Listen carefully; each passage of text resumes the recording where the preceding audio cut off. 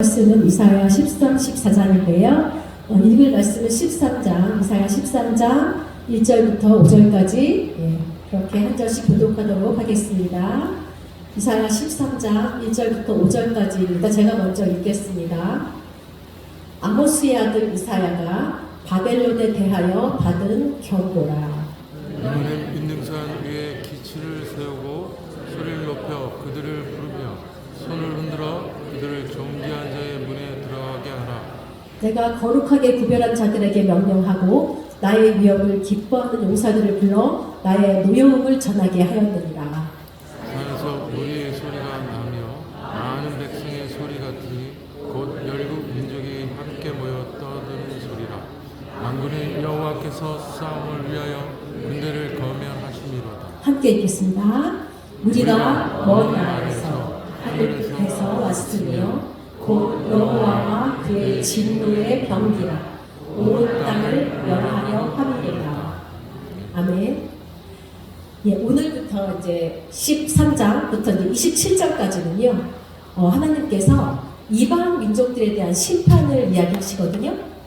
왜냐하면 이 하나님 백성들이 자신의 안전과 평화를 위해서 하나님을 의지하고 하나님을 찾는 것이 아니고요.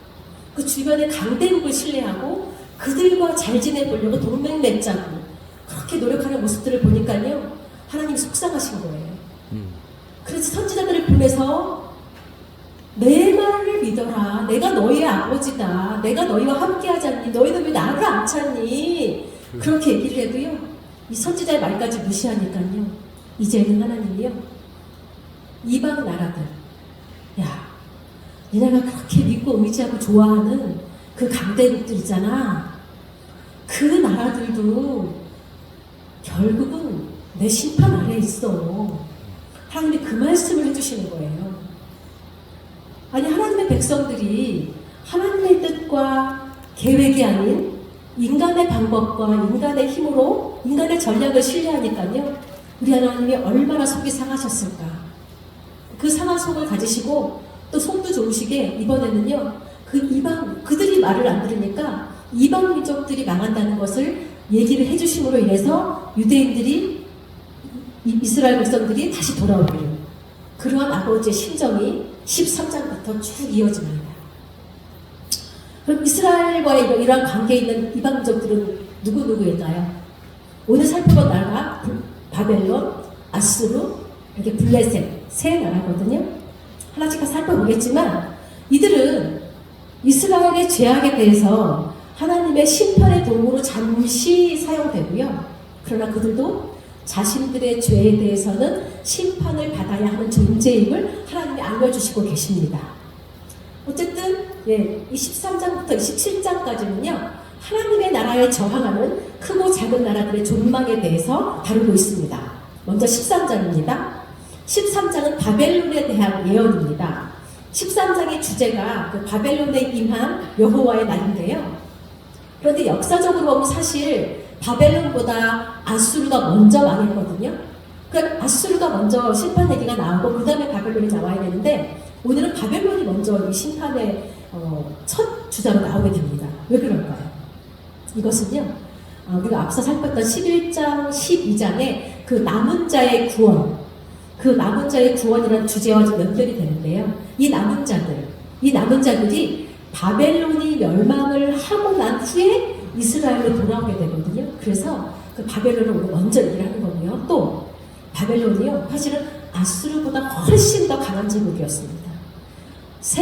그 당시에는 세계 최강이라고 그런 별명을 가지고 있던 바벨론도 하나님이 손을 쓰시면 다 이렇게 멸망하는데 이 세상에 크고 작은 나라가 뭐가 중요하냐. 하나님께서 그렇게 강한 나라도 하나님이 손을 쓰시면 완전히 그렇게 무력하게 쓰러지는 것을 보여주시면서 하나님이 이스라엘과 또 바벨론에게 하시는 말씀인데요.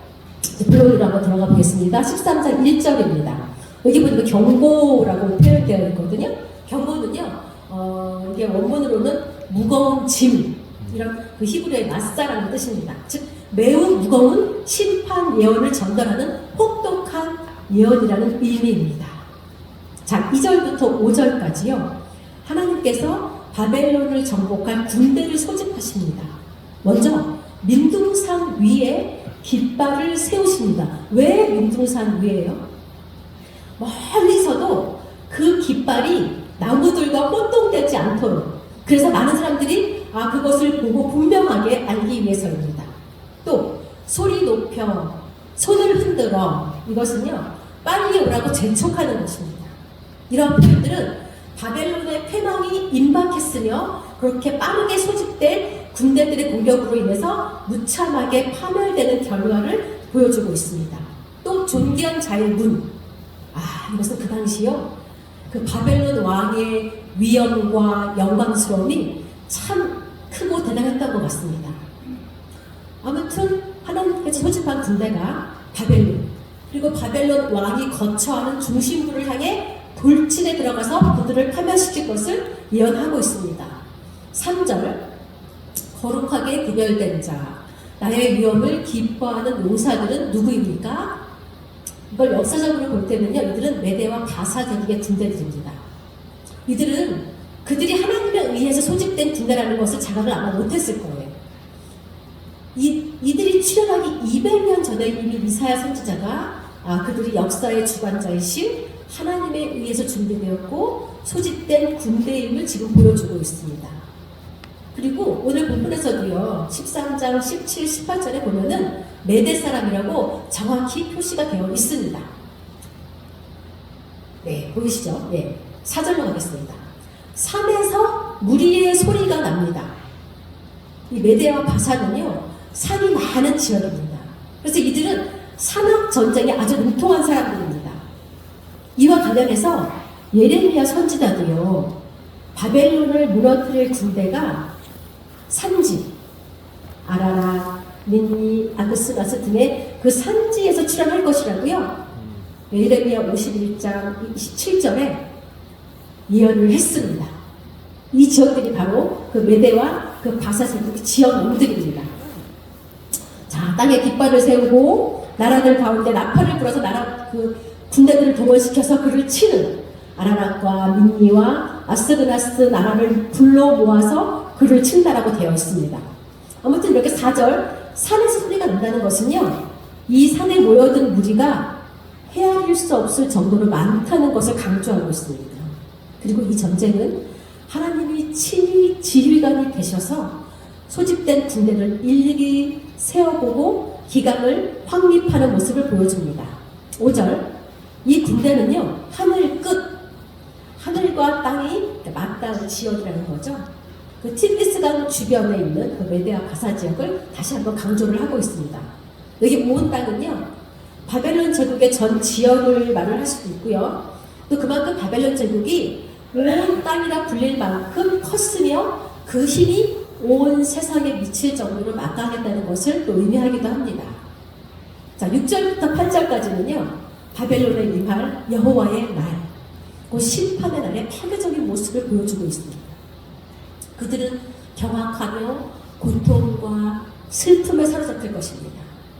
얼굴이 불꽃 같다는 것은요 서로 간에 부끄러움을 당할 것이라는 그런 의미이거나 아니면 아주 극심한 고통으로 인해서 얼굴이 핏빛으로 붉어질 것이라는 그런 의미이기도 합니다. 자, 이제 9절부터 22절까지는요 고대 근동을 제패하고 열국을 진동시켰던 바벨론 제국이 비참하게 몰락하고 그 영화로운 궁궐은 야생 동물의 서식지로 전락할 것임을 보여주고 있습니다. 오죽하면 목축을 위해서 또 초장을 따라 지역을 이동하는 유목민들, 아라비아 사람들도요 바벨론으로는 가지 않을 것이라고 합니다. 왜요? 땅이 너무 황폐해서요. 즉 바벨론이 아주 철저하게 멸망하고 황폐화될 것을 보여줍니다. 이사야는요 약 200년 후에 그 바벨론의 멸망을 지금 미리 보았습니다. 그렇다면 하나님은 왜 200년 전에 미리 바벨론의 멸망을 이렇게 예고해 주셨을까요? 첫 번째는요 먼 날 바벨론으로 포로로 잡혀간 이스라엘 자손들에게 회복의 소망을 주기 위해서입니다.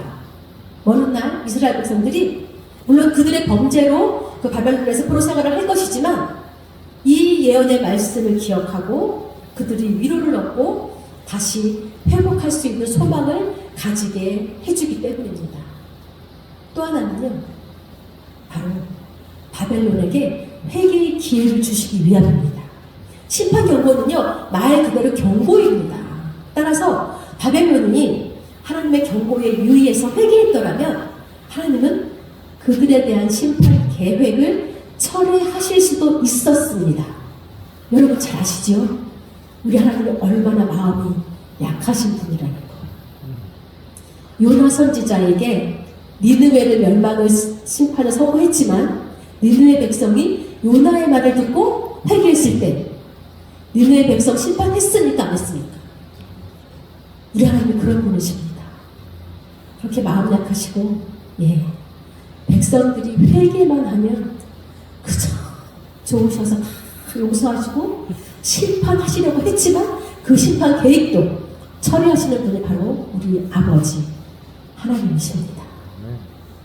그런데요, 참 바벨론은요, 이 하나님의 말씀을 무시하고 그들이 얼마나 악행을 저질렀냐면요, 살육과 학살, 약탈, 부녀 겁탈, 유아 살해까지 온갖 잔악한 행위들은 다 저질렀습니다.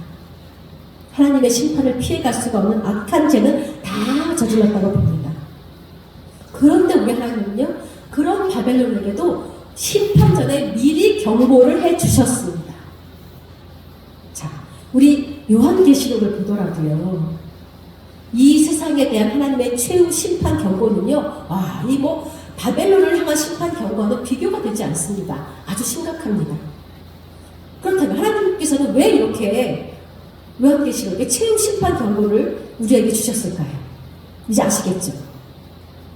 우리 성도들에게는 세상에서의 그 고난과 또 가끔은 조금 핍박을 받더라도 소망을 가지게 하기 위함이고요. 또 세상의 유혹에 그렇게 쉽게 무너지면 안 된다는 것을 알려주시기 위함입니다. 또 이 세상을 향해서는요, 바벨론과 같이 회개할 기회를 주시기 위함입니다. 자, 그런데 하나님의 심판은요, 하나님의 백성이나 악인 모두를 절망적인 상황으로 몰아넣습니다. 사실 겉으로만 보면 그렇습니다.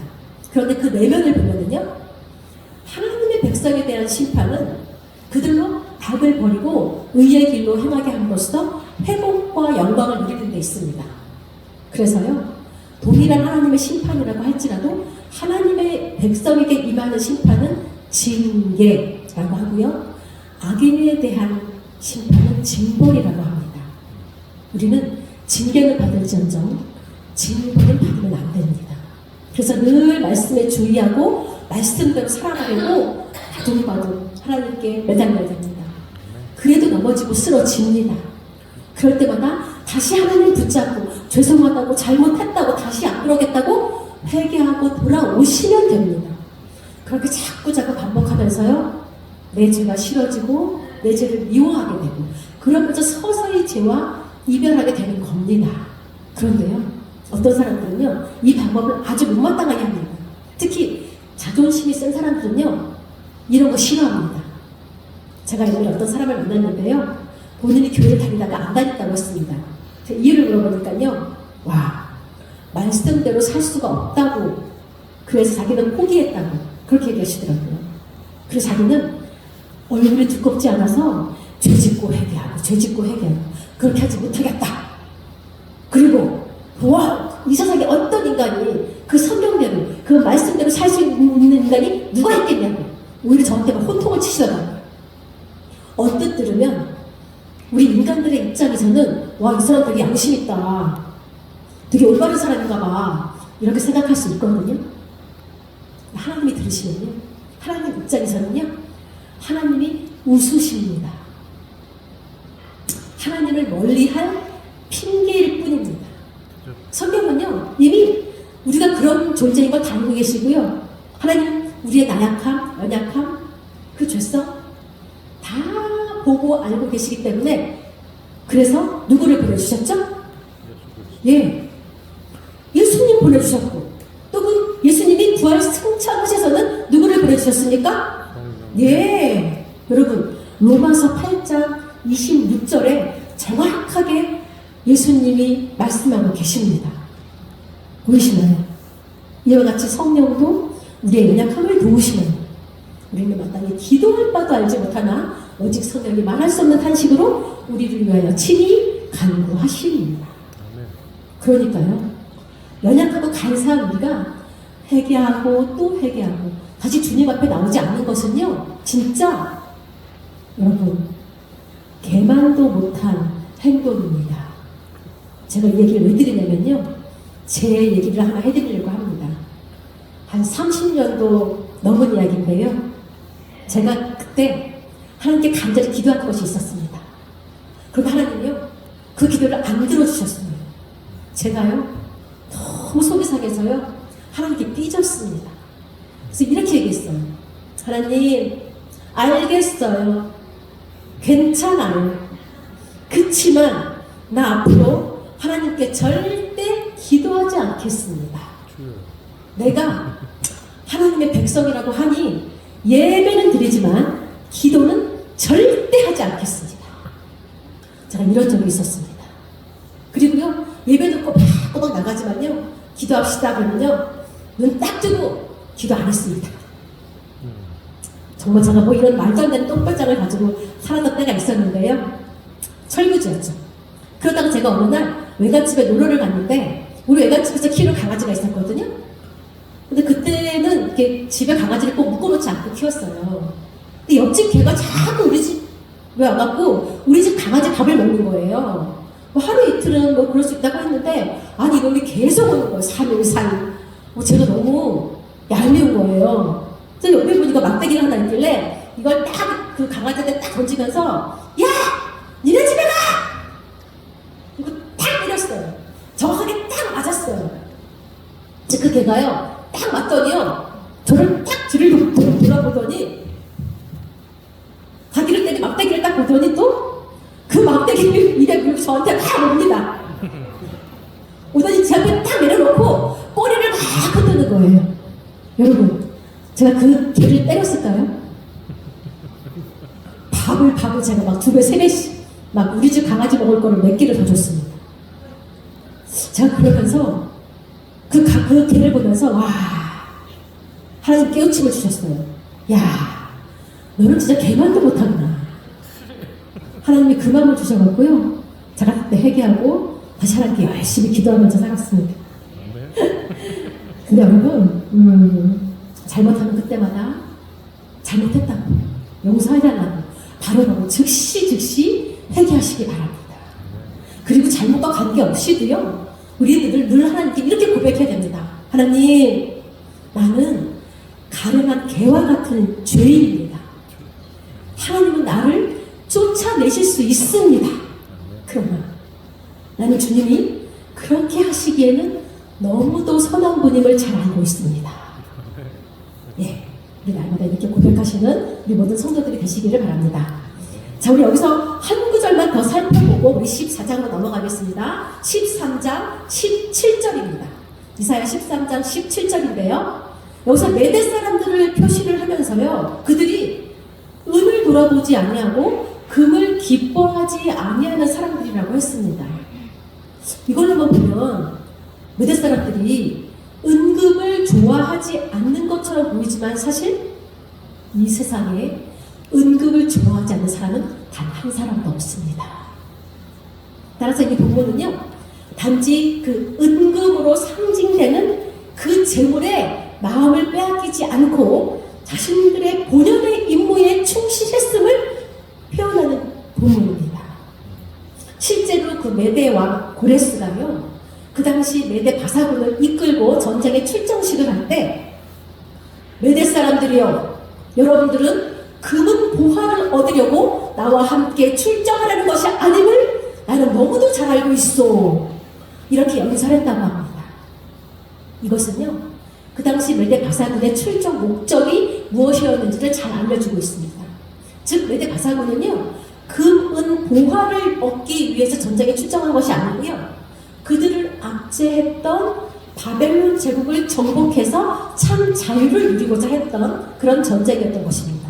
그래서 이들이 투철한 목적 의식으로 잘 무장되어 있었기 때문에 그 바벨론과의 전투에서 승리할 수 있었던 것입니다. 우리도요, 분명한 목적 의식을 갖고 세상의 악한 세력과 마주하며 싸워야 됩니다. 사탄은요, 우리가 그리스도의 군사로서 하나님이 주신 목적을 이루지 못하도록 은금으로 상징되는 세상의 귀한 것들로 우리를 유혹합니다. 즉 세상 영광으로 우리를 유혹해서 우리가 목적의식을 상실하고 현실에 안주하여서 만족하면서 살아가기를 원합니다. 계속 부추깁니다. 따라서 그리스도의 군사된 여러분, 무엇보다 세상 유혹으로부터 우리 자신을 지키시기 바랍니다. 우리 존재와 목적과 사명을 잊지 말고요, 사탄의 유혹에 넘어가지 않아야 합니다. 사도 바울도요, 고린도 교회에 당부한 것이 바로 이것이었습니다. 여러분, 고린도후서 11장 3절, 네, 보이시죠?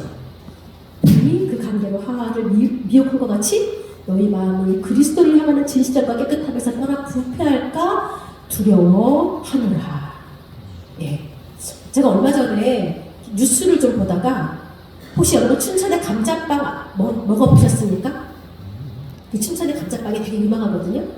근데요, 그 춘천의 감자빵 부부의 이혼 소식을 제가 뉴스를 보게 되었습니다.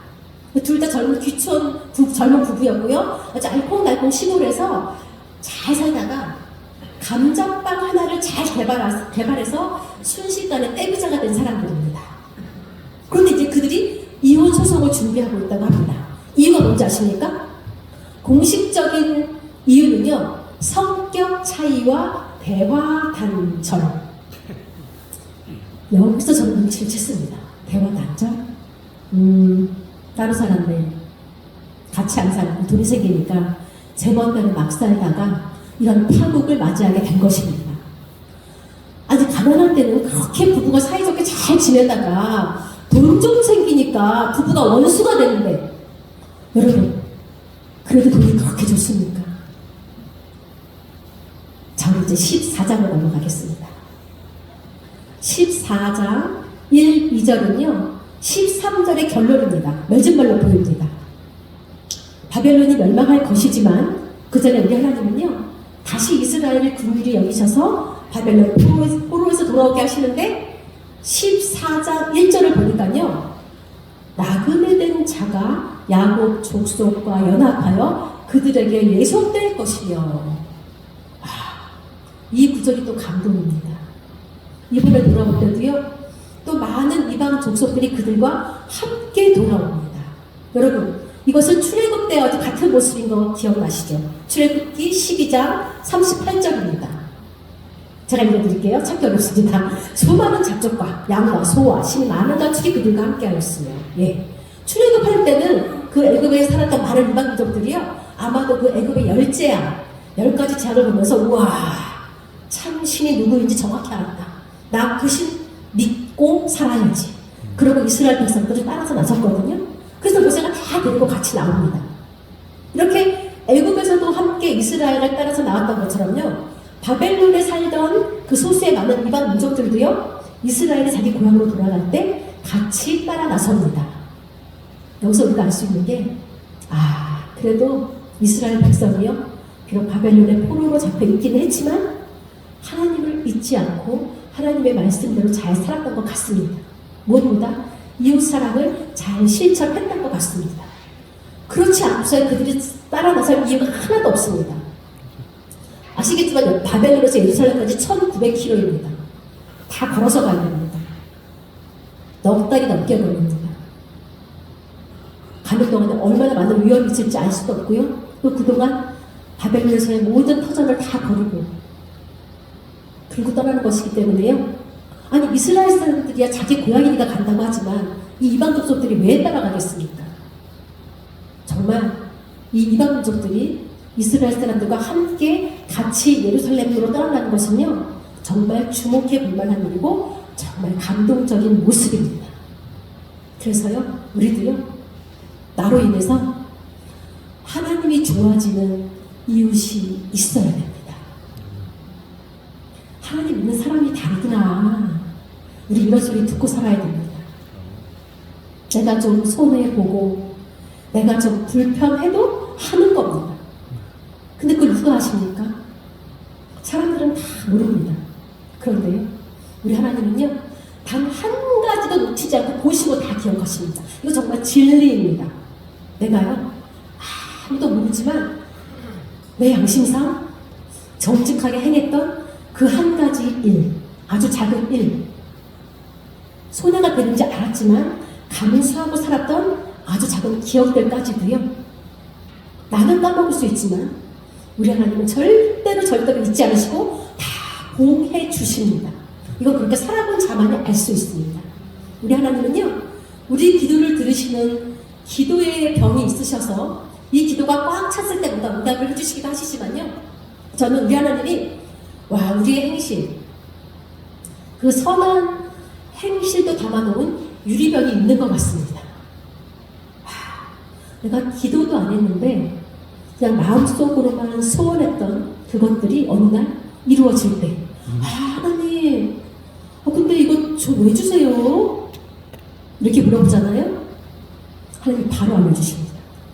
내 머릿속에 나도 까먹었던 어떤 한 가지 일이 떠오릅니다. 그때 우리는 무릎을 탁 칩니다. 우리 하나님, 이 작은 일, 이 오래된 일도 잊지 않고 계셨구나. 야, 우리 하나님 멋쟁이. 우리에게요, 이런 기억이, 이런 경험이 많아야 우리가 담대해질 수 있습니다. 이런 거 없으면 하나님 믿는 재미가 없잖아요. 다 보고, 다 알고, 다 기억하시는 우리 하나님. 그 하나님 바로 우리의 영원한 아버지이십니다. 자, 그래서 우리 이 시간에 다시 결단합시다. 나는 하나님의 자녀, 하나님의 백성이니 이 땅에서 좀 손해보고 살자. 왜요? 하나님이 다 보시고 아시고 기억하고 계시니까. 우리 하나님만 알면 됩니다. 하나님 알고 계시면 내 인생 걱정할 게 없습니다. 아멘. 네, 아멘이시기 바랍니다. 자, 이제 다음 절은요, 2절입니다. 2절이 솔직히 조금 고개가 갸우뚱해집니다.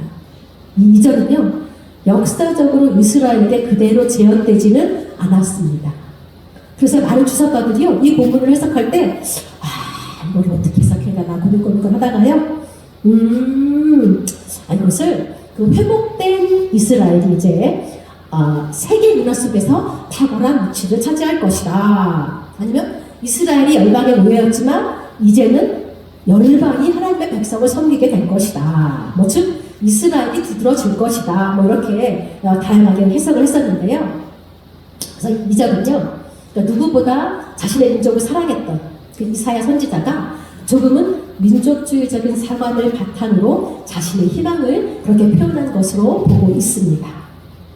자, 이제 4절부터 21절까지는요, 바벨론의 멸망에 대한 조롱이 나옵니다. 즉 조롱의 노래입니다. 이 노래는요, 인간의 교만과 오만이 겪을 파멸을 이런 식으로 의인화를 해서 훨씬 더 생생하게 표현하고 있습니다. 이 노래가 이 애가 형식의 조롱인데요, 네 가지의 연으로 나눠져 있습니다. 첫 번째 연은 4절 끝에서부터 8절까지입니다. 이것은요, 폭군이 사라지면서 땅에 가득해지는 안도감을 묘사하고 있습니다. 특히 8절에 바벨론의 통치는요, 한때 그 레바논 그 산맥의 대부분과 그 메소포타미아 북부의 여러 지역을 뒤덮었던 큰 산림이요, 거의 초토화되었었거든요. 그래서 자연도 인간 못지않게 이 큰 왕의 죽음에 안도의 한숨을 쉴 것이라고 말하고 있습니다. 두 번째는 9절부터 11절까지인데요. 죽은 자들이요, 수울에서 이 사람도 죽음을 피할 수 없구나, 그렇게 놀라고 있습니다. 바벨론 왕은요, 자신이 생과사의 주인이라고 떠벌리며 살았습니다. 자신이 우주의 주인이라고 자랑했던 사람. 그러나 그도 어쩔 수 없는 사람이라는 게 드러난 것이죠. 불멸하는 존재처럼 보였지만 그도 썩고 부패한 운명이라는 것입니다. 자, 셋째 연은요, 12절부터 15절까지입니다. 이번에는요, 이 폭군이 스스로 대단한 것처럼 행세했기 때문에요, 그의 수치가 더 더 충격적인 것을 보여줍니다. 자기가 하늘에 하나님의 자리를 대신하려고 할 때 그는 하늘이 아니라 가장 깊은 땅 밑으로 떨어질 것을 선포하고 있습니다. 마지막으로 16절부터 21절까지는요. 그의 위압적인 교만에 닥친 최종적인 수치, 즉 제대로 된 장례도 치르지 못하고 그의 자손들은 다 죽은 것을 말하고 있습니다. 화려하게 살았던 그의 육신은 이제 구더기와 벌레가 그의 시신을 부패시킬 것입니다. 그리고 바벨론의 결론 22장 23절은요. 이렇게 역사 속에서 하나님이 직접적으로 개입하시고 그래서 그 계명성 같은 바벨론이 무너진 것은 바로 하나님이 그 바벨론에게 그렇게 행하셨기 때문이다. 그래서 이것은요, 우리에게 하나님을 고려하지 않는 인생은 곧 자기 자신을 파괴하는 것이라는 교훈을 주고 있습니다. 자, 이제 24절부터는요, 두 번째 나라 아수르가 보여집니다. 하나님은 바벨론뿐만 아니라 아수르에게도 진노하시거든요. 근데 아수르에 대한 얘기는 10장 5절부터 끝까지 다 얘기를 했으므로 여기서는 짧게만 그의 멸망을 얘기하고 있습니다. 즉 어느 나라가 더 큰 죄를 지었느냐가 문제가 아니고요. 모든 나라가 하나님의 정죄 아래 있음을 보여주고 있습니다. 또 28절부터는요. 그 당시 유다를 괴롭혔던 마지막 세 번째 나라 블레셋에 대해서 선포하고 있습니다. 원래 블레셋은요. 우시야 왕 때는 유다의 그 지배 하에 있었습니다. 그러다가 그의 손자 아하스 왕 때에 이 블레셋이 독립을 하고 오히려 그때 유다를 쳐들어옵니다. 그리고 29절 보니까요. 블레셋을 치던 막대기, 이것은 아마 아수르의 그 사륙은 2세를 말하는 것 같은데요. 그가 죽었다고 좋아할 것이 아니라 더 큰 악의 세력인 바벨론이 있음을 암시하고 있습니다. 그래서 결국 블레셋의 운명, 그들도 유대인들과 마찬가지로 바벨론에게 패배하고 추방당할 것이라는 것을 말씀하고 있습니다. 자, 이제 결론입니다. 우리가 바벨론, 아수르, 블레셋 이런 나라들은요. 하나님을 모르고 아니 무시하고 자신의 힘과 능력을 믿고 세계를 자기 마음대로 주락펴락했던 나라들입니다. 이스라엘이 하나님의 백성으로서의 정체성을 잠시 망각하고 죄를 짓자 하나님이 이런 강대국들을 사용하셔서 몽둥이로 사용을 하시지만요. 그 나라들도 여전히 하나님의 통치 아래 있는 여실 없는 피조물임을 우리는 다시 한번 알게 되었습니다. 그런데요. 이스라엘은 하나님의 심판을 받고 난 후에 다시 회복이 되지만 이런 열방들, 이런 강대국들, 이런 이방민족들은요. 하나님의 심판을 지나면서 이 지구상에서 완전히 사라집니다. 이것이 바로 우리 인생이 하나님과는 뗄래야 뗄 수 없는 존재임을 증명하고 있습니다. 하나님 없는 우리의 인생은 가능하지도 않지만 생각도 하지 말아야 됩니다. 그래서요, 우리 안에 하나님 계시고 내가 하나님만 죽도록 사랑하고 살고 있으면요, 우리 인생 잘났다고 뽀기고 살 필요도 없고요, 지금 좀 어렵다고 주눅들 필요도 없습니다. 진정 우리의 참 고향은 하늘 보자. 우리 하나님 옆에 우리 주님이 아름답게 처소를 다 마련해 놓으셨기 때문에요, 우리의 시선은 늘 하늘 보자를 바라보고, 그래서 더 이상 우리는 이 세상에, 이 땅에 매여서 속지 마시기 바랍니다. 이 땅의 권세, 재물 부러워도 하지 맙시다. 우리 하나님 잘 믿고 그 하나님 더 사랑하고 살다가 주님 다시 오시는 날 그 나팔 소리 듣고 하늘로 올라가서 우리 하나님과 만나서 대면해서 춤추고 살아갈 즐거운 운명임을 믿으시기 바랍니다. 그런 놀라운 은혜의 운명이 바로 우리들임을 깨달으시고요. 그래서 날마다 감사하시고 이 땅에서 항상 그 하나님과 더욱 친밀하게, 더욱 아름답게, 그렇게 아름다운 모습으로 주님과의 관계를 만들어가는 우리 모두가 다 되시기를 이 시간 간절히 축원합니다.